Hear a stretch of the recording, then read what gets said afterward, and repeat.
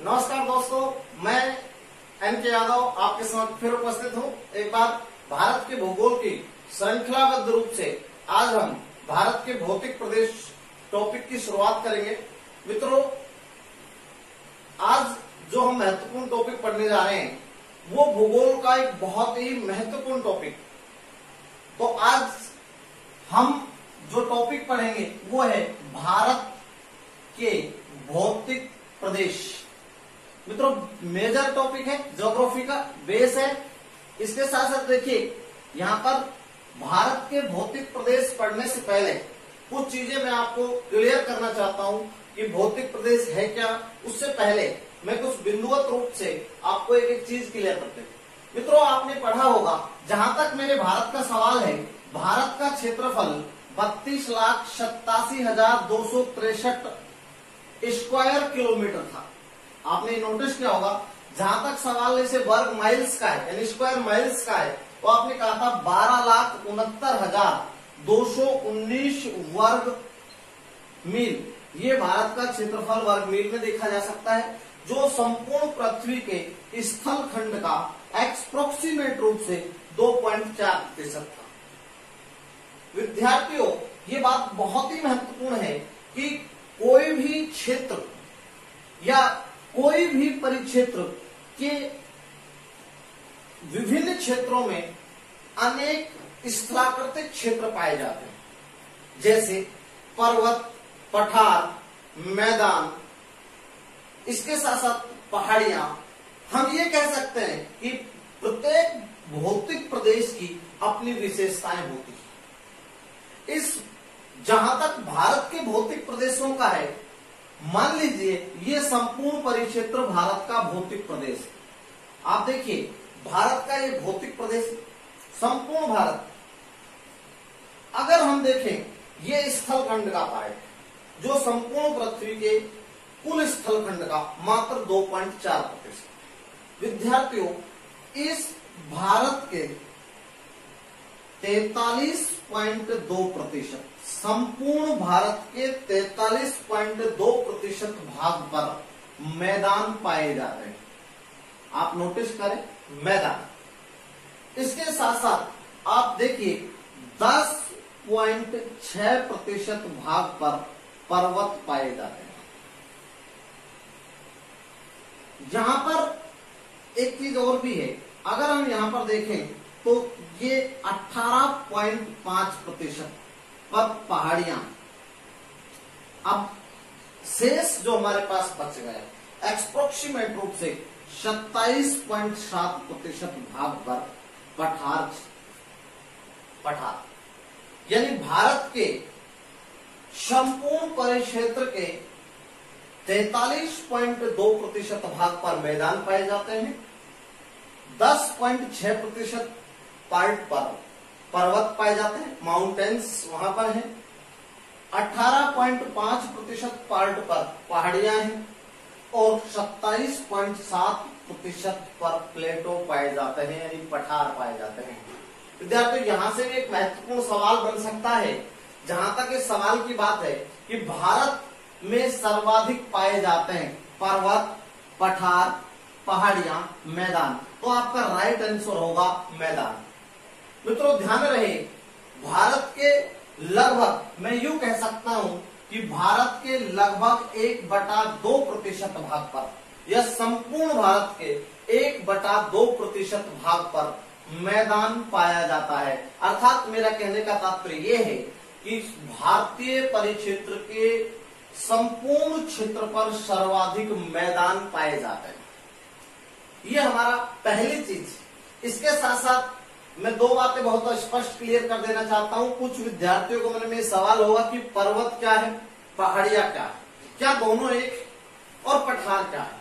Yes विद्यार्थियों, ध्यान रहे, यदि किसी, ये मान लीजिए कोई क्षेत्र है, नीचे आधार, ये ऊंचा क्षेत्र है, अगर इसकी ऊंचाई 600 मीटर तक है, ध्यान दें, किसी पर्वतीय क्षेत्र की ऊंचाई यदि 600 मीटर या 600 मीटर से कम है तो वह पहाड़ी कहलाती है, क्योंकि उसकी ऊंचाई कम।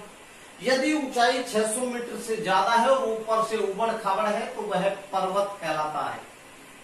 इसके साथ साथ एक शब्द और भी आया है पठार। तो पठार का जहां तक सवाल है, यदि मान लीजिए हम इस क्षेत्र को देखें, ये आपका क्षेत्र है लेकिन ऊपर से समतलीकृत हो, ऊंचाई का कोई सिस्टम नहीं है, हम ये कह सकते हैं कि ये जो आपका होगा वो पठार होगा, ऊपर से समतलीकृत होना चाहिए। तो तीनों चीजें अपने आप में अलग हैं। आप देख सकते हैं पहाड़ी जिसकी औसत ऊंचाई 600 मीटर हो या 600 मीटर से कम हो वह पहाड़ी क्षेत्र कहलाता है। 600 मीटर से अधिक हो, ऊपर से उबड़ खाबड़ हो, पर्वतीय क्षेत्र कहलाता है। और पठारी क्षेत्र ऊपर से समतलीकृत होना चाहिए, उसकी ऊंचाई कम भी हो सकती है और ज्यादा भी हो सकती है। जैसे कि बात करें तिब्बत के पठार, पामीर के पठार की औसत ऊंचाई 5000 से ज्यादा है। विद्यार्थियों, भौतिक प्रदेशों का निर्धारण, अब ये बहुत महत्वपूर्ण टॉपिक है, भौतिक प्रदेशों का निर्धारण। आपने ये चीजें बहुत कम पढ़ी होंगी, भौतिक प्रदेशों का निर्धारण। अब तक आप लोग सामान्यतः भौतिक प्रदेश पढ़ते आए हैं, परंतु ये बहुत महत्वपूर्ण चीज है कि भौतिक प्रदेशों का निर्धारण किन आधार पर होता है, किन महत्वपूर्ण तथ्यों को ध्यान में रखकर होता है। तो आज देखिए, पहला मेजर बात है भौतिक प्रदेशों के निर्धारण। तो देखिए इसका आधार, भौतिक प्रदेशों के निर्धारण के आधार क्या है। पहला आधार है और वो बहुत महत्वपूर्ण है, विवर्तनिकी इतिहास, यानी हम ये कह सकते हैं टेक्टोनिक हिस्ट्री। ये इंपॉर्टेंट है भौतिक प्रदेश के निर्धारण के लिए। मित्रों, दूसरी महत्वपूर्ण जो बात आती है वो आती है भू आकृतिक उच्चावच। आप सोचिए, उच्चावच ये भी महत्वपूर्ण भूमिका निभाता है भौतिक प्रदेशों के निर्धारण में। Geomorphic relief and second base determinants of physical division of India, physical region of India. अब आप यहां पर देखिए, तीसरी जो महत्वपूर्ण है अन्य कारक या अन्य भौतिक विशेषताएं, ये भी बहुत महत्वपूर्ण भूमिका निभाती हैं।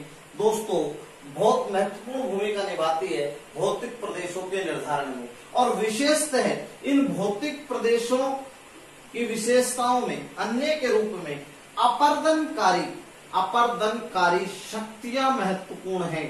ये देखिए आप, अपर्दनकारी शक्तियां ये महत्वपूर्ण है। ये तीन जो चीजें हैं वो महत्वपूर्ण है किसी भी भौतिक प्रदेश के निर्धारण में। आप स्वयं देखिए, विवर्तनिक इतिहास, भूआकृतिक उच्चावच, अन्य भौतिक विशेषताएं और अपर्दनकारी शक्तियां।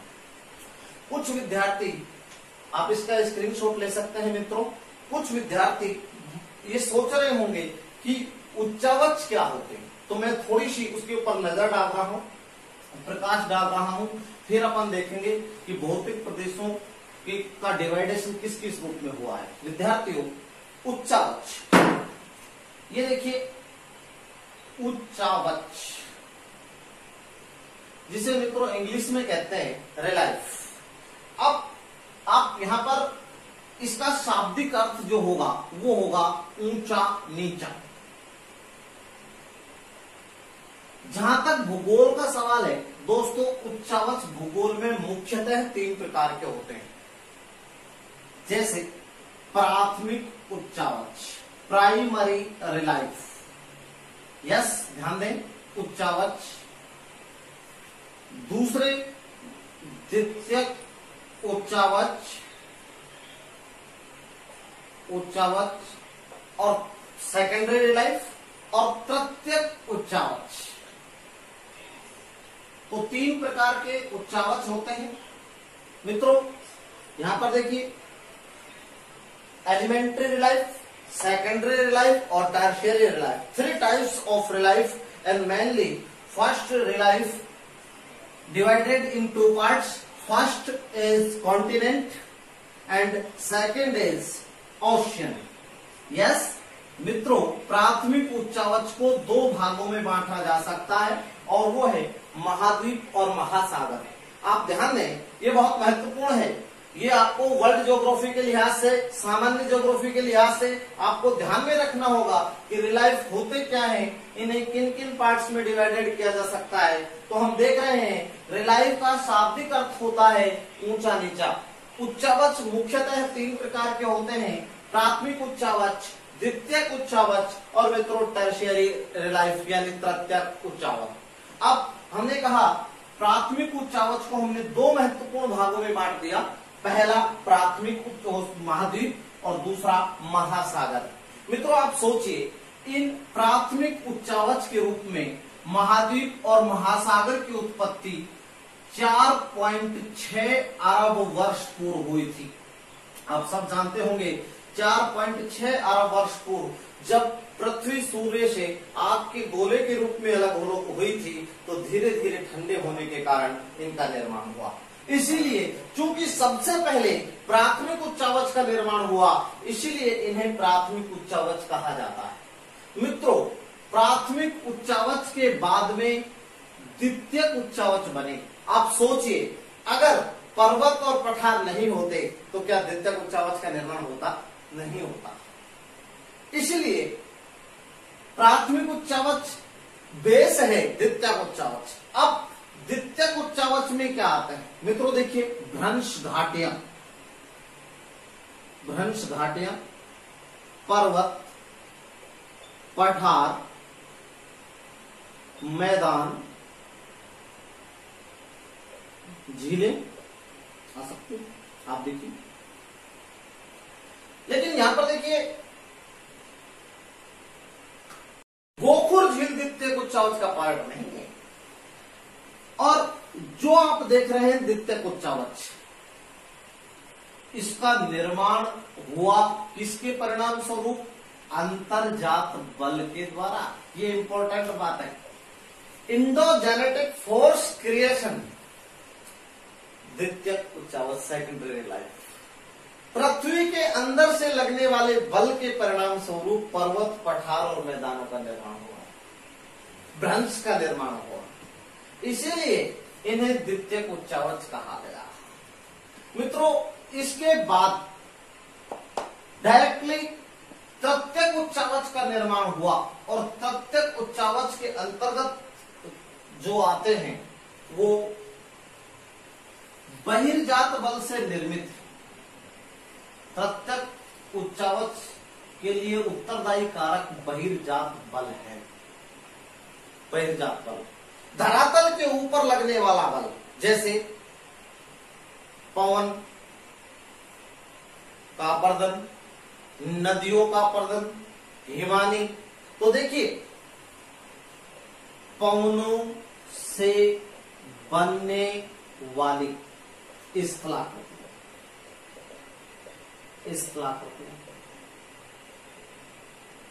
नदियों से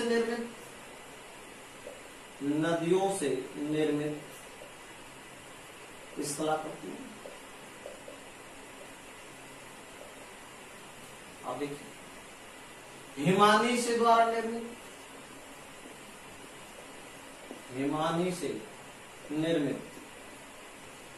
स्थलाकृतियां। मित्रों आप देख सकते हैं प्राथमिक उच्चावच के बाद द्वितीयक उच्चावच का निर्माण अंतर्जात बलों से हुआ, तृतीयक उच्चावच का निर्माण बहिर्जात बलों से हुआ। ये अंतर्जात उबड़ खाबड़ करने का कार्य करते हैं धरातल को, परंतु तृतीयक उच्चावच बहिर्जात बल के रूप में पृथ्वी के समतलीकरण का कार्य करते हैं। आप देखिए नदी अगर पर्वत से बहकर आएगी तो वो झीले स्थान पर जाएगी, नीचे स्थान पर जाएगी, और वहां पर जलोढ़ों का निक्षेप कर उसको समतलीकृत कर देगी। तो मित्रों आपके मन में ये प्रश्न चल रहे होंगे उच्चावच क्या होते हैं, तो आप स्वयं देख सकते हैं प्राथमिक उच्चावच, द्वितीयक उच्चावच और तृतीयक उच्चावच। लेकिन ये बहुत महत्वपूर्ण बात है, रीट के सिलेबस में एक टॉपिक जुड़ा हुआ है एक्सोजेनेटिक फोर्स और इंडोजेनेटिक फोर्स, यानी अंतर्जात बल और बहिर्जात बल।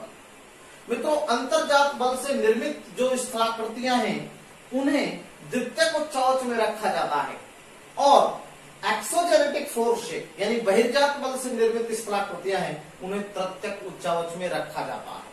तो मित्रों ये महत्वपूर्ण चीजें थी जिनको उच्चावच के रूप में देख रहे थे। जो कि रीट के लिए भी बहुत महत्वपूर्ण है। धरातल को समतलीकरण का कार्य कौन से बल करते हैं? बहिर्जात करते हैं। किस रूप में करते हैं? तृतीयक उच्चावच के रूप में करते हैं। पृथ्वी को उबड़ खाबड़ करने का कार्य कौन करते हैं? अंतर्जात बल करते हैं। किस रूप में करते हैं? द्वितीयक उच्चावच के रूप में करते हैं। ये बहुत महत्वपूर्ण बात है। इसके साथ साथ मित्रों मैं आगे बढ़ रहा हूं। विद्यार्थियों आप इसका स्क्रीनशॉट ले सकते हैं, ठीक है, क्योंकि कई विद्यार्थियों के कमेंट्स आ रहे थे कि सर आप जल्दी इसको इरेज कर देते हैं, इसलिए आप स्क्रीनशॉट ले लें जल्दी से, फिर आगे बढ़ेंगे। इस कलाकृतियों के इस रूप को आगे बढ़ाएंगे। उच्चावच कंप्लीट होता है। इसके साथ साथ भौतिक प्रदेशों के डिवाइडेशन की बात आएगी। अब ये बहुत महत्वपूर्ण टॉपिक है। विद्यार्थियों भारत के भौतिक प्रदेशों का निर्धारण, भारत के भौतिक प्रदेश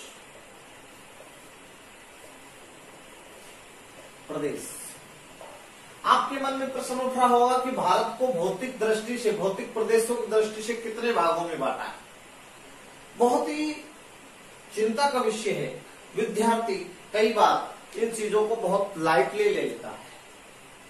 कई बार मुझसे भी सवाल पूछा जाता है कि भारत के भौतिक प्रदेशों को 5 भागों में बांटेंगे, 4 भागों में बांटेंगे, 6 भागों में बांटेंगे, सर एनसीईआरटी 6 कहती है। लेकिन मैं आपको बड़ा स्पष्ट और क्लियरली बता रहा हूं कि भारत को भौतिक प्रदेशों की दृष्टि से 5 भागों में विभक्त किया जाता है। अब हमारे कुछ विद्यार्थी ये कहेंगे कि सर एनसीईआरटी की जो पुस्तक है, जो राजस्थान में भी चलती है, कि उसके अंतर्गत तो भारत को भौतिक दृष्टि से 6 प्रदेशों में विभक्त किया गया है। बिल्कुल मित्रों ये बात बिल्कुल सही है कि एनसीईआरटी के अंदर इसमें 6 भाग दिखाए हुए हैं। लेकिन मैं आपको फिर कह रहा हूं, कुछ बातें इस तरीके से होती हैं। बच्चों को पढ़ाने का तरीका अलग होता है। जब वो हायर एजुकेशन में आता है तो उसे पढ़ाने का तरीका अलग होता है। प्राइमरी एजुकेशन में अलग होता है, सीनियर सेकेंडरी में अलग होता है, और जब उच्च हाई एजुकेशन की बात करें, उच्च शिक्षा की बात करें, कॉलेज लेवल की बात करें, तो वहां पर तरीका अलग होता है। बिंदु वही होता है लेकिन उसका विस्तारित रूप हो जाता है। बच्चों को जितना सरल भाषा में समझाया जा सकता है उसी हिसाब से सिलेबस का निर्धारण होता है और कमेटी उन्हीं बिंदुओं को रखती है। अब बहुत से बच्चे ये कहेंगे कि सब जब राजस्थान माध्यमिक शिक्षा बोर्ड लिख रही है तो फिर क्यों वो सही है? बिल्कुल इसमें कोई दो राय नहीं है कि वो बिल्कुल सही है, परंतु वो हमारे शिक्षक लेवल के प्रतियोगिता के रूप में सही नहीं है, क्योंकि वो बच्चों के लिए है। मैं स्पष्टली क्लियर करना चाहूंगा कि भारत के भौतिक प्रदेशों के रूप में जहां तक वर्गीकरण का सवाल है, तो वर्गीकरण भारत को भौतिक दृष्टि से 5 भागों में बांटा जाता है। इसके साथ साथ कि सर ये क्यों, कैसे, तो देखिए सन 1964 मैं आपको इतिहास में लिए चलता हूं। सन 1964 में भारत सरकार, विद्यार्थियों ध्यान रहे, भारत सरकार ने एक राजपत्र प्रकाशित किया, राजपत्र प्रकाशित किया, और उस राजपत्र का नाम था गजेटियर ऑफ इंडिया। आप देखिए उस राजपत्र का नाम क्या था? Gazetteer of India. ये प्रकाशित किया और इसके अंदर भारत को भौतिक दृष्टि से भारत के भौतिक प्रदेशों का निर्धारण किया गया। विद्यार्थियों वृहद स्तर पर देखिए, आज मैं आपको आज बहुत ही क्लियर एक चीज बता रहा हूं। अब आप सोचिए कि भारत में भौतिक प्रदेशों को कितने भागों में विभक्त किया गया है। इस प्रश्न पर मैं लंबी चर्चा आपसे कर रहा हूं और ये बहुत कम चीजें देखने को मिलेंगी आपको। भारत को भौतिक दृष्टि से कितने भागों में बांटा गया इसकी मैं लंबी चर्चा कर रहा हूं। सन 1964 में भारत सरकार ने एक राजपत्र प्रकाशित किया, गजेटियर ऑफ इंडिया। मित्रों इस राजपत्र का आधार, इस राजपत्र का आधार एसपी चटर्जी का शोध पत्र था। ध्यान दें, इसका मतलब साफ हो गया, क्लियर हो गया कि भारत के भौतिक प्रदेशों के निर्धारण में जिस व्यक्ति ने महत्वपूर्ण भूमिका निभाई वो एसपी चटर्जी। विद्यार्थियों, उसके शोध पत्र, एसपी चटर्जी के शोध पत्र को आधार बनाते हुए भारत सरकार ने एक राजपत्र प्रकाशित किया जिसे गजेटियर ऑफ इंडिया के नाम से जाना जाता है। अब जहां तक सवाल है कि भारत को वृहद स्तर पर, मैं सारी बातें आपको क्लियर कर रहा हूं, भारत को वृहद स्तर पर 4 भौतिक प्रदेशों में बांटा जाता है, 4 भौतिक प्रदेशों में विभक्त किया जाता है। आप में से बहुत बच्चों के कमेंट्स भी आ रहे हैं सर राइटिंग में सुधार करें। बिल्कुल, राइटिंग में पूरा प्रयत्न किया जा रहा है, ठीक है। इसके साथ साथ 4 वृहद स्तर पर, वो 4 वृहद स्तर कौन से हैं? तो देखिए मैं लिख रहा हूं, पहला वृहद स्तर होगा हिमालय प्रदेश, ये पहला पार्ट है। दूसरा देखिए उत्तर का विशाल मैदान,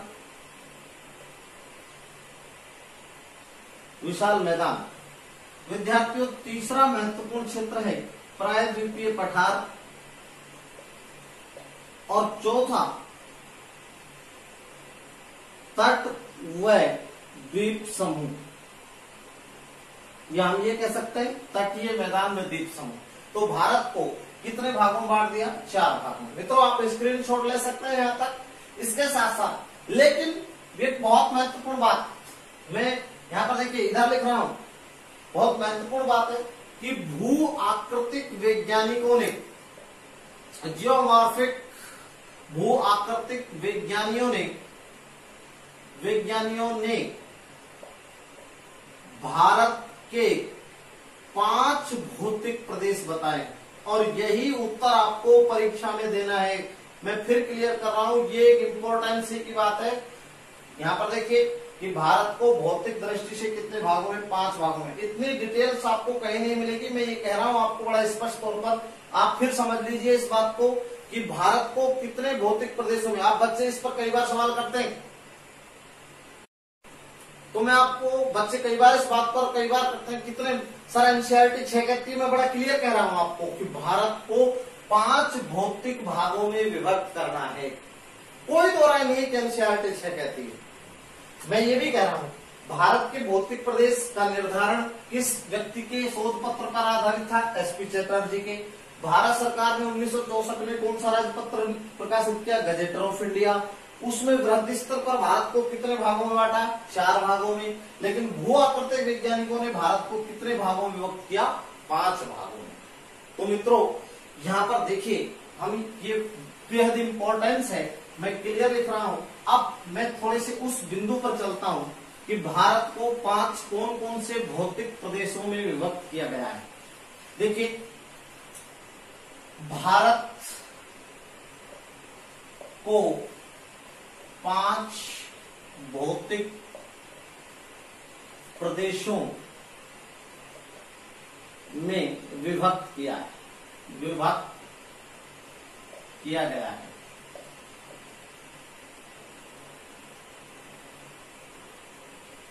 मित्रों, आप देखिए, तो भारत के 5 भौतिक प्रदेश है। पहला, यहां पर देखिए, उत्तर का पर्वतीय प्रदेश।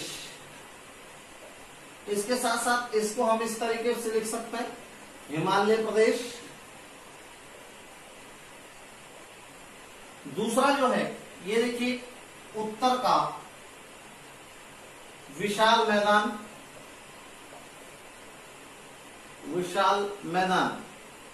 मित्रों, तीसरा देखिए, प्रायद्वीपीय पठार, पेनिनसुलर इंडिया। यस, पठारी प्रदेश। चौथे नंबर का महत्वपूर्ण पार्ट है भारत के तटीय मैदान। और 5वां भौतिक प्रदेश है द्वीप समूह। तो मित्रों, आप इसका भी स्क्रीनशॉट ले सकते हैं कि भारत को 5 भौतिक विभागों में विभक्त किया गया है। उत्तर का पर्वतीय प्रदेश, जिसे हिमालय प्रदेश भी कह सकते हैं। दूसरा, उत्तर का विशाल मैदान। तीसरा, प्रायद्वीपीय पठारी प्रदेश, पेनिनसुलर प्लेटो। इसके साथ साथ देखिए भारत के तटीय मैदान। और पांचवा जो है वो है द्वीप समूह। विद्यार्थियों, इसमें से आपसे सामान्यतः मैं कई बार ये चीज को बहुत अच्छे से समझ पाया हूं कि कई बार जनरल क्वेश्चन परीक्षा में पूछ लिया जाता है। अब मान लीजिए एक ही सवाल आ जाए परीक्षा में कि निम्न में से भारत का सबसे बड़ा भौतिक प्रदेश कौन सा है, तो मित्रों आप राइट आंसर भारत का सबसे बड़ा भौतिक प्रदेश प्रायद्वीपीय पठारी प्रदेश है। 16 लाख वर्ग किलोमीटर क्षेत्रफल है। वर्ग किलोमीटर 16 लाख वर्ग किलोमीटर। मैं इस बात पर चर्चा इसलिए कर रहा हूं, हालांकि आगे इसकी विस्तृत चर्चा होगी, लेकिन आपसे सवाल पूछ लिया जाए कि भारत का सबसे बड़ा भौतिक प्रदेश कौन सा है, तो प्रायद्वीपीय पठारी प्रदेश। क्षेत्रफल कितना है? 16 लाख वर्ग किलोमीटर। यानी हम ये कह सकते हैं कि भारत के कुल भूभाग के 50% भाग पर एक सवाल बनता है बहुत अच्छा, और ऐसा सवाल कई बार मैंने रखा भी है। मेरी एक टेस्ट सीरीज है, उसमें मैंने इस सवाल को रखा है, और कई बार बच्चे इसका सवाल का जवाब सही नहीं दे पाते हैं। आप इसको समझने का प्रयास करिए। भारत के कुल भूभाग के 50% भाग पर कौन सा क्षेत्र विस्तृत है, तो आप नोटिस करें प्रायद्वीपीय पठारी प्रदेश कितना? 16 लाख वर्ग किलोमीटर। भारत का क्षेत्रफल कितना है? 32,87,263। यानी उसका लगभग 50% 16 लाख। तो भारत के 50% भूभाग पर प्रायद्वीपीय पठारी प्रदेश स्थित है। लेकिन कुछ विद्यार्थियों के मन में सवाल उठ रहे होंगे कि सर आपने तो ये कहा था कि भारत के सर्वाधिक क्षेत्रफल मैदान पाए जाते हैं। मित्रों बिल्कुल कोई दो राय नहीं है, वो उच्चावच है, ये भौतिक प्रदेश है। आपसे पूछा गया भारत में सर्वाधिक पाए जाते हैं पर्वत, पठार, मैदान, तो आपका राइट आंसर होगा मैदान। परंतु आपने से पूछा जाए कि भारत का सबसे बड़ा भौतिक विभाग कौन सा होगा, तो राइट आंसर होगा प्रायद्वीपीय पठारी प्रदेश। मित्रों अब आगे विस्तृत चर्चा प्रारंभ करते हैं।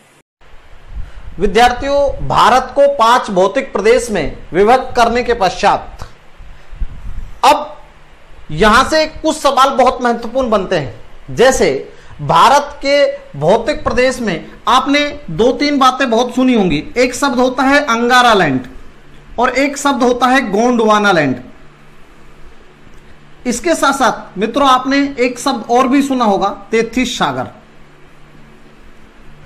मुझे याद है आरपीएससी ने 2014 में, 2011 में और एक बार रीट प्रतियोगिता परीक्षा में भी एक सवाल पुटअप हुआ था। और वो सवाल क्या था?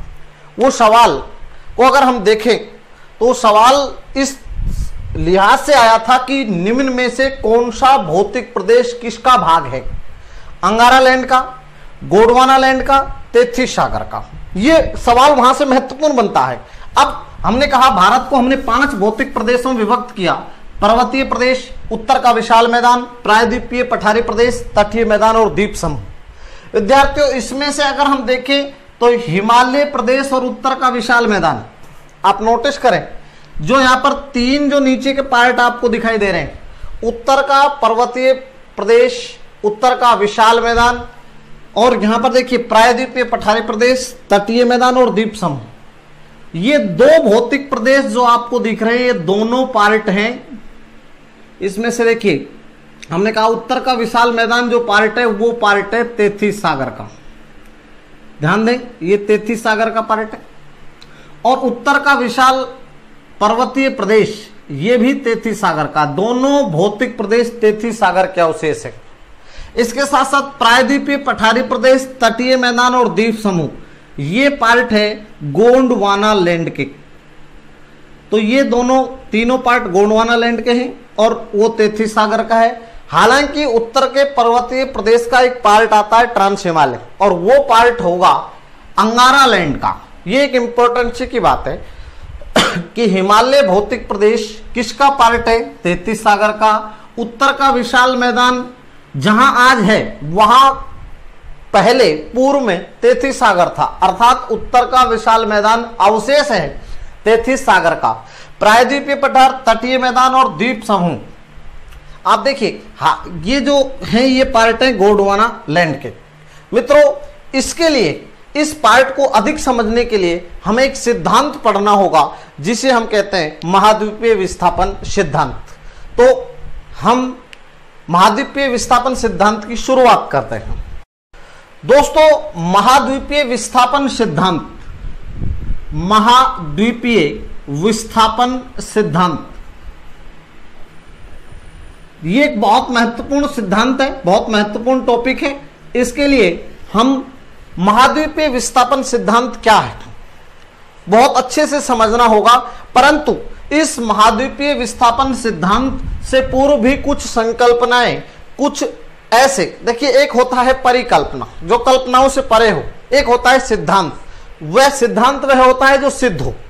मित्रों 1856 ईस्वी में एक वैज्ञानिक थे स्नाइडर महोदय, और स्नाइडर महोदय ने यह कहा था, देखिए ये हमारी पृथ्वी का सबसे ऊपर का पार्ट श्याल और नीचे जो दूसरा पार्ट है वो है सीमा, क्योंकि सीमा का घनत्व अधिक है, अधिक, और श्याल का घनत्व कम है। इसमें तो कोई दोहराई नहीं है कि आप ऊपर से नीचे जाएंगे तो घनत्व में वृद्धि होती चली जाएगी। स्नाइडर महोदय ने भी ये कहा था कि सीमा के ऊपर श्याल तैर रहा है, और उस कारण आपके साफ है क्योंकि सीमा का घनत्व अधिक है और श्याल का घनत्व कम है, क्रस्ट का घनत्व कम है। लेकिन विद्यार्थियों उनकी बात को किसी ने नहीं माना। बात 1908 की। 1908 में अमेरिकी वैज्ञानिक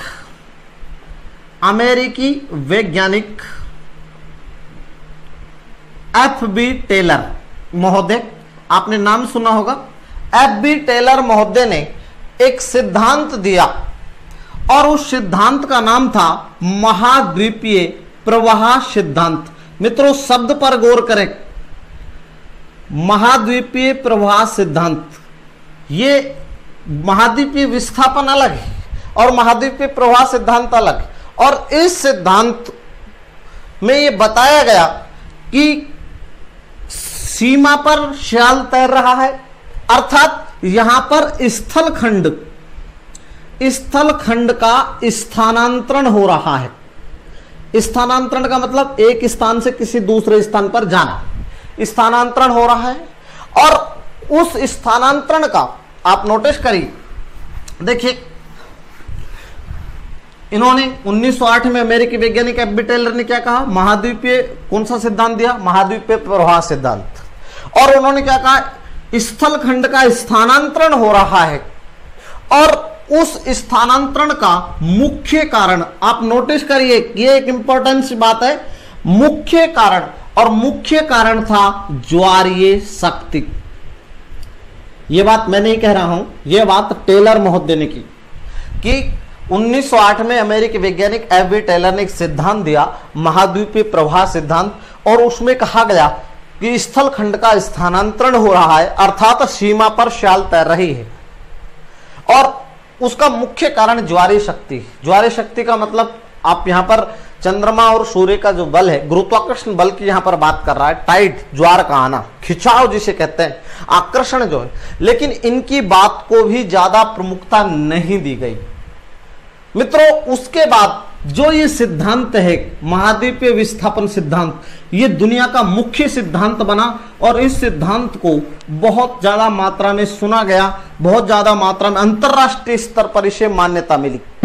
इस सिद्धांत को समझने के लिए कुछ बातें बहुत महत्वपूर्ण है। पहली बात यह है कि महाद्वीपीय विस्थापन सिद्धांत कब दिया गया, 1912 में। मित्रों कोई दो राय नहीं है कि महाद्वीपीय विस्थापन सिद्धांत 1912 में दिया गया, जो जर्मनी के जलवायु वैज्ञानिक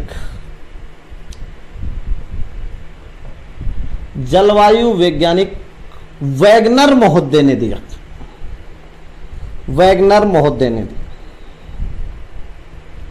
आप ये भी ध्यान रहे कि देखिए ये मूलतः जलवायु वैज्ञानिक थे, भूआकृतिक वैज्ञानिक नहीं थे।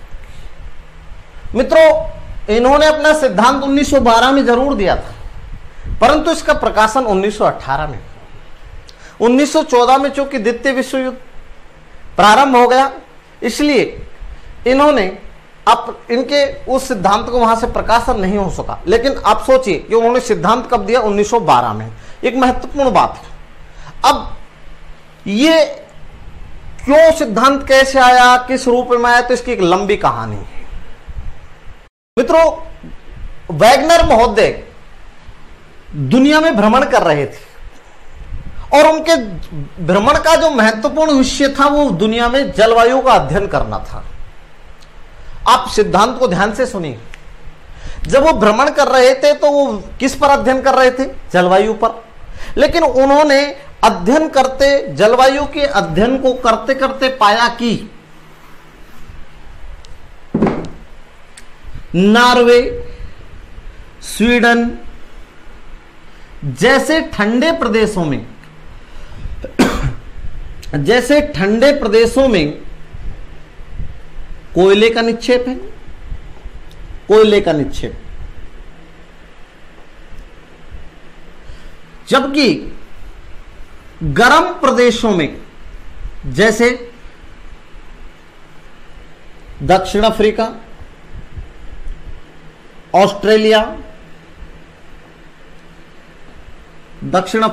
ऑस्ट्रेलिया जैसे क्षेत्रों में, ब्राजील जैसे क्षेत्रों में हिम का निक्षेप है। आप सोच के देखिए, गर्म प्रदेशों में हिम का निक्षेप जबकि ठंडे प्रदेशों में कोयले का निक्षेप। ऐसा विषय जब उनके सामने आया तो उनके मन में उत्सुकता पैदा हुई, और उनके मन में जो उत्सुकता पैदा हुई, विद्यार्थियों, उन्होंने इस बात पर दो ही बातें हो सकती हैं। अगर इस क्षेत्र में ऐसी कोई चीजें मिल रही हैं तो तय मान के चलिए, या तो स्थलखंड एक स्थान से दूसरे स्थान पर गया हो, बिल्कुल भाई, ये कोई चीज यहां से प्रवाहित होकर यहां पर गई हो, या फिर दूसरी जलवायु कटिबंधों का स्थानांतरण हुआ हो, कटिबंधों का स्थानांतरण। अब ये चीज बहुत महत्वपूर्ण है, या तो ये हुआ हो और या फिर हम ये कह सकते हैं स्थलखंड का स्थानांतरण हुआ हो, स्थलखंड का स्थानांतरण। ये दो बातें हो सकती हैं, स्थलखंड का स्थानांतरण या। अब उन्होंने इस पर भी गौर से अध्ययन किया तो उन्होंने पाया कि जलवायु कटिबंधों का स्थानांतरण नहीं हुआ। तो फिर उनके मन में एक प्रश्न आया, इसका मतलब स्थलखंडों का स्थानांतरण हुआ है। और आप सोचिए, महाद्वीपीय विस्थापन सिद्धांत की तो मूल संकल्पना यही है कि स्थलखंड एक स्थान से दूसरे स्थान पर प्रवाहित हुए। विद्यार्थियों, इसीलिए विस्थापन एक स्थान से दूसरे स्थान पर जाकर स्थापित होना, विस्थापन, इस सिद्धांत का नाम पड़ा महाद्वीपीय विस्थापन सिद्धांत। और इस महाद्वीपीय विस्थापन सिद्धांत में अब उन्होंने अपनी पूरी कहानी, उन्होंने एक रिसर्च किया और उस रिसर्च में पूरी कहानी प्रस्तुत की। उसको हम गौर से देखते हैं। आप देखिए, इसके कई पार्ट होंगे, एक एक चीज उन्होंने ये बताया। इस सिद्धांत में मूल रूप से ये बताया कि पूर्व में कार्बोनिफेरस काल से पूर्व पृथ्वी के सभी स्थलखंड पेंजिया से जुड़े हुए थे। सुनना मेरी बात को ध्यान से। पेंजिया के चारों ओर पैंथालासा था, जिसमें जलीय क्षेत्र था, महासागरीय क्षेत्र था। विद्यार्थियों, कार्बोनिफेरस काल के अंत में ये दो भागों में विभक्त हो गया, अर्थात पेंजिया के दो भाग हो गए। ऊपर का भाग अंगारा लैंड कहलाया और नीचे का भाग गोंडवाना लैंड कहलाया। धीरे धीरे कालांतर में ये एक अलग अलग रूप में अलग अलग क्षेत्रों में प्रभावित होते हुए इनका विखंडन हो गया, अर्थात बाद में अंगारा लैंड भी विखंडित हो गया और गोंडवाना लैंड भी।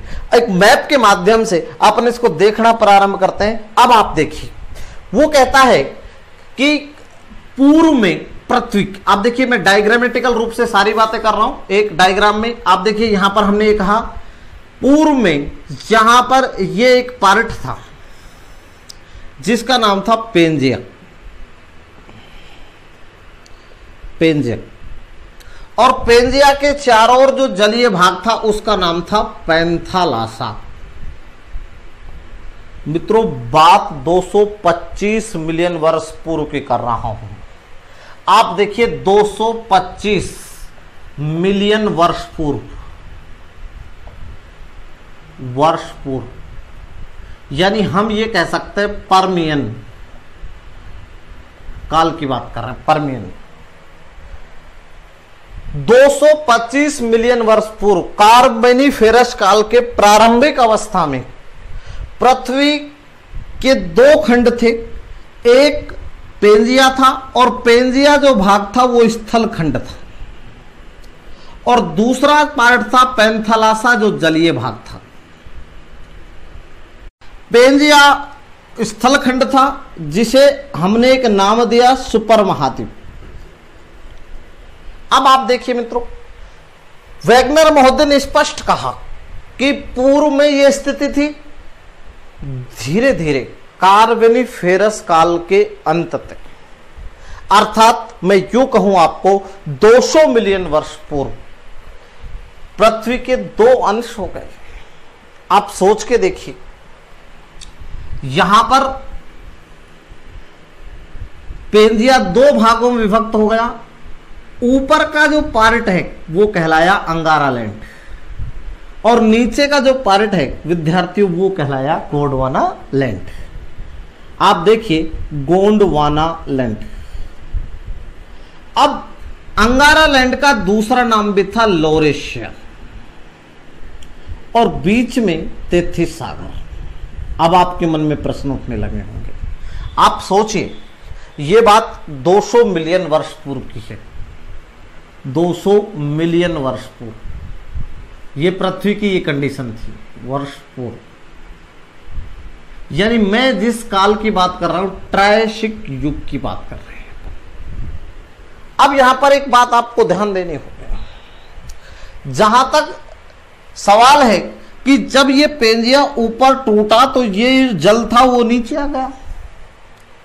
भाई तेथिस सागर का निर्माण कोई विशेष स्थिति में नहीं हुआ था। पैंथालासा पेंजिया की स्थिति की बात करूं, दक्षिण अफ्रीका की स्थिति जहां आज है वहां ऐसा माना जाता है कि पहले पेंजिया की स्थिति हुआ करती थी। अब आपके मन में प्रश्न उठने लगे, सर आपने तो पेंजिया को इतनी जल्दी तोड़ दिया ऐसे।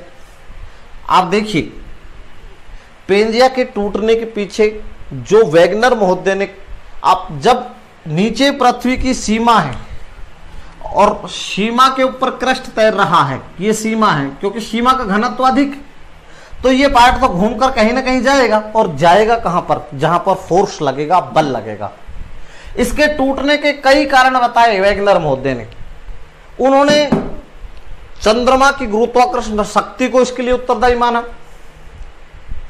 उन्होंने पृथ्वी के केंद्र को इसके लिए उत्तरदायी माना, उन्होंने पृथ्वी के अपकेंद्रीय और अभिकेंद्रीय बल को उत्तरदायी माना। इसके साथ साथ उन्होंने प्रमाण भी दिए थे। उन्होंने चंद्रमा पृथ्वी के गुरुत्वाकर्षण, आप नोटिस करिए, अमेरिकी वैज्ञानिक एफ.वी. टेलर ने भी ज्वारीय शक्ति को इसके लिए उत्तरदायी माना था। यह टूटने के बाद आप ध्यान में रहे 150 मिलियन वर्ष पूर्व, 150 मिलियन वर्ष पूर्व, यानी हम बात जो कर रहे हैं वो है जूरेसिक काल की बात कर रहे हैं। में अंगारा लैंड और गोंडवाना लैंड के अलग अलग भाग टूटने लगे, अर्थात जो आपका अंगारा लैंड था उसका एक पार्ट इधर टूट गया, दूसरा पार्ट यहां पर रह गया। गोंडवाना लैंड के एक पार्ट इधर प्रतिस्थापित हो गया और एक पार्ट यहां पर रह गया, और यथावत बीच में जो क्षेत्र था वो क्षेत्र तेथिस सागर था। मेरा कहने का मतलब यह है कि अब जूरेसिक काल में 150 मिलियन वर्ष पूर्व अंगारा लैंड और गोंडवाना लैंड भी टूटने लगे। ये कार्बोनिफेरस काल की अंतिम चरण की अवस्था के रूप में ऐसा हुआ। इसके बाद एक युग आया। मित्रों, आप यहां तक स्क्रीनशॉट ले सकते हैं, जल्दी से आप स्क्रीनशॉट ले लें, आगे बढ़ेंगे।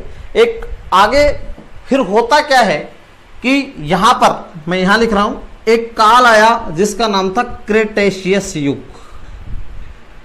क्रेटेशियस युग, और क्रेटेशियस युग की जहां तक बात करें तो 65 मिलियन वर्ष पूर्व की मैं बात कर रहा हूं विद्यार्थियों, 65 मिलियन वर्ष पूर्व,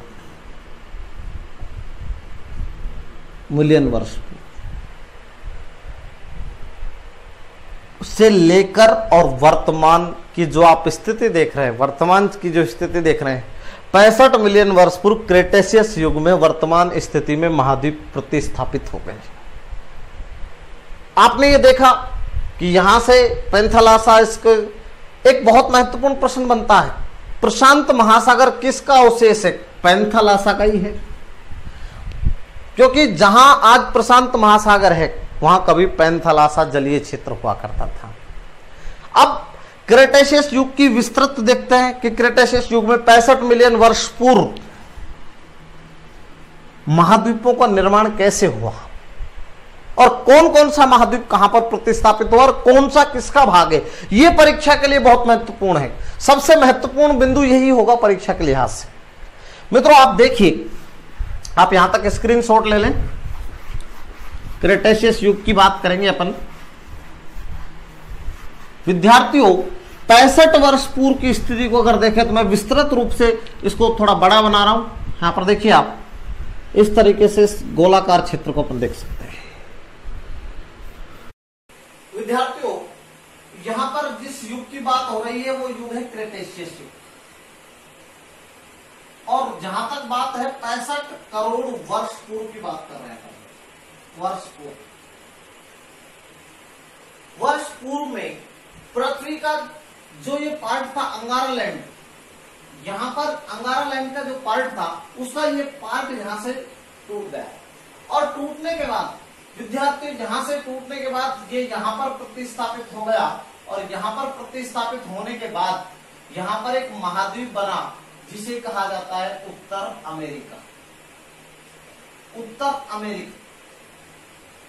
इसके बाद आप देखिए, जो यहां पर ये पार्ट बच गया, इस संपूर्ण पार्ट को एक नाम से जाना जाता है यूरेशिया। मित्रों यूरोप, और यूरोप के बाद में यहां पर एशिया, दोनों को संयुक्त रूप से यूरेशिया कहा जाता है। इसका मतलब यूरोप का जो पार्ट है और यहां पर जो पार्ट है एशिया, एशिया और ये देखिए उत्तर अमेरिका, यूरोप और एशिया, ये तीनों कॉन्टिनेंट पार्ट हैं किसके? अंगारा लैंड के। मध्य में जो आपका क्षेत्र था वो क्षेत्र था तैथी सागर। तैथी सागर के ठीक नीचे जो आपका पार्ट था वो पार्ट था गोंडवाना लैंड। गोंडवाना लैंड का एक पार्ट यहां से टूटने के पश्चात वो यहां पर प्रतिस्थापित हो गया, और प्रतिस्थापित होने के बाद में यहां पर एक कॉन्टिनेंट बना जिसे कहा गया दक्षिण अमेरिका। ये दक्षिण अमेरिका, इसका मतलब साफ है कि जहां पर पूर्व में गोंडवाना लैंड था वहां पर क्या बना? दक्षिण अमेरिका। यहां से जो शेष पार्ट रहा गोंडवाना लैंड का, वो उसमें से एक पार्ट नीचे प्रतिस्थापित हुआ, और वो यहां पर प्रतिस्थापित होने के बाद वो एक कॉन्टिनेंट के रूप में अंटार्कटिका के रूप में स्थापित हुआ। इसके बाद में यहां पर जो कॉन्टिनेंट था वो अफ्रीका। अफ्रीका जो है वो पार्ट है किसका? गोंडवाना लैंड का, और इसमें से अलग होकर एक क्षेत्र बना जिसका नाम है ऑस्ट्रेलिया। और Australia Indo Austral plate African plate से उत्तर पूर्व की ओर खिसकने के बाद अलग हुई, और इसका एक पार्ट ये प्रायद्वीपीय पठारी प्रदेश, जो भारत का प्रायद्वीपीय पठारी प्रदेश है वो भाग है किसका? गोंडवाना लैंड का। आप ध्यान से देखिए, दक्षिण अमेरिका, अफ्रीका कॉन्टिनेंट, अंटार्कटिका और ऑस्ट्रेलिया, ये सभी 4 महाद्वीप पार्ट है किसके? गोंडवाना लैंड के, और 3 कॉन्टिनेंट उत्तर अमेरिका, यूरोप और एशिया। विद्यार्थियों ये तीनों पार्ट है किसके? अंगारा लैंड के। अब आप यहां पर समझ गए होंगे जो चीज मैं समझाने का प्रयास कर रहा हूं और वर्तमान में दुनिया में इसी तरीके के महाद्वीप प्रतिस्थापित हैं। परंतु महत्वपूर्ण बिंदु पर आते हैं, ये था महाद्वीपीय विस्थापन सिद्धांत। हमें ये समझना होगा, अति आवश्यक रूप से ये समझना होगा कि भारत का कौन सा भौतिक प्रदेश किस किस का भाग। तो मैं एक मानचित्र के रूप में, एक गोलाकार स्थिति के रूप में एक दूसरा चित्र बना रहा हूं, जो परीक्षा के लिहाज से सबसे महत्वपूर्ण है। अब जो बिंदु आएगा वो परीक्षा के लिहाज से महत्वपूर्ण होगा, क्योंकि आपसे सवाल एक ही पूछा जाएगा कि कौन सा भौतिक प्रदेश या कौन सा महाद्वीप या कौन सा क्षेत्र किसका भाग। तो आप देखिए, हम यहाँ पर देखते हैं, हमने कहा था ये कंडीशंस थी वर्तमान में महाद्वीपों की। अब अपन देखते हैं जो परीक्षा के लिहाज से जो सवाल और हमारे लिए सबसे महत्वपूर्ण है, यहाँ से आपको स्क्रीनशॉट भी लेना होगा क्योंकि सवाल यहीं से पूछा जाएगा। मित्रों देखिए, ये पार्ट अगर हम मान लें कि ये पार्ट है अंगारा लैंड, आप नोटिस करिए अंगारा लैंड का दूसरा नाम मैं लिख रहा हूं मित्रों, लॉरेशिया। लॉरेशिया यहाँ पर देखिए, इसके साथ साथ दूसरा पार्ट आपको यहाँ पर देखने को मिलेगा जिसका नाम है गोंडवाना लैंड। गोंडवाना लैंड का जहां तक सवाल है, अब देखिए उत्तर अमेरिका महाद्वीप, उत्तर अमेरिका महाद्वीप, विद्यार्थियों उत्तर अमेरिका महाद्वीप किसका भाग है? अंगारा लैंड का। इसके बाद यूरोप किसका पार्ट है? अंगारा लैंड का। और एशिया, दोनों को ही संयुक्त रूप से एक नाम दिया गया यूरेशिया। इसके साथ साथ मित्रों यहाँ पर भारत का एक पार्ट और आता है, हालांकि भारत का भौतिक प्रदेश नहीं है, वो सब डिवीजन है ट्रांस हिमालय। आप में से बहुत विद्यार्थियों ने नाम सुना होगा। देखिए आपसे सवाल पूछा जाएगा कि हिमालय किसका अवशेष है, तो आपका उत्तर होगा तेथिस सागर। परंतु यदि आपसे सवाल पूछा जाए कि ट्रांस हिमालय किसका अवशेष है, आपका उत्तर होगा अंगारा लैंड का। ध्यान दें, मैं जिस चीज को जहां लिख रहा हूं आप वहीं उसको नोट करें। विद्यार्थियों अब आप यहाँ पर देखिए, गोंडवाना लैंड पर चलते हैं। दक्षिण अमेरिका महाद्वीप किसका भाग हो जाएगा? गोंडवाना लैंड का। उसके बाद में अफ्रीका, ये भी किसका भाग हो जाएगा? गोंडवाना लैंड का। इसके बाद में अंटार्कटिका, मित्रों ये भी किसका पार्ट होगा? गोंडवाना लैंड का। और इसके बाद में ऑस्ट्रेलिया, और ऑस्ट्रेलिया भी पार्ट होगा किसका? गोंडवाना लैंड का। तो ऑस्ट्रेलिया पार्ट किसका होगा? गोंडवाना लैंड। दुनिया के 7 महाद्वीप आप देख सकते हैं किस किस के कौन से पार्ट है। ये दुनिया के 7 महाद्वीपों की बात आ गई। अभी आप नोटिस करिए, आज हमने भारत के भौतिक प्रदेश पढ़े। कितने भौतिक प्रदेश? 5। उस 5 भौतिक प्रदेश में से अपन ने एक प्रदेश पढ़ा था उत्तर का पर्वतीय क्षेत्र या हिमालय प्रदेश। आप आज महत्वपूर्ण सवाल देखिए, हिमालय प्रदेश किसका अवशेष है? तेथिस सागर का। अर्थात जहां पूर्व में तेथिस सागर हुआ करता था वहां वर्तमान में क्या है? हिमालय है। दूसरा भारत का भौतिक प्रदेश है उत्तर का विशाल मैदान। विद्यार्थियों ध्यान दें, उत्तर का विशाल मैदान किसका अवशेष है? तेथिस सागर का। परीक्षा के लिहाज से बड़ा महत्वपूर्ण। इसके साथ साथ मैं ये कह सकता हूँ कि राजस्थान का थार का मरुस्थल भी तेथिस सागर का अवशेष है, इसलिए वहां पर खारा जल पाया जाता है। एक और चीज, भारत का तीसरा भौतिक प्रदेश हमने कहा था प्रायद्वीपीय पठार। आप ध्यान दें, प्रायद्वीपीय पठारी प्रदेश, और वो किसका भाग होगा? गोंडवाना लैंड का। वह तटीय मैदान, भारत के तटीय मैदान, वो भी किसके पार्ट होंगे? गोंडवाना लैंड के। ये इंपॉर्टेंट सवाल है परीक्षा के लिहाज से मित्रों, जहां पर आप नोटिस कर सकते हैं, स्क्रीनशॉट ले सकते हैं। हिमालय प्रदेश किसका अवशेष है? तेथिस सागर का। उत्तर का विशाल मैदान किसका अवशेष है? तेथिस सागर का। प्रायद्वीपीय पठारी प्रदेश किसका अवशेष है? गोंडवाना लैंड का। और तटीय मैदान भी किसका पार्ट होगा?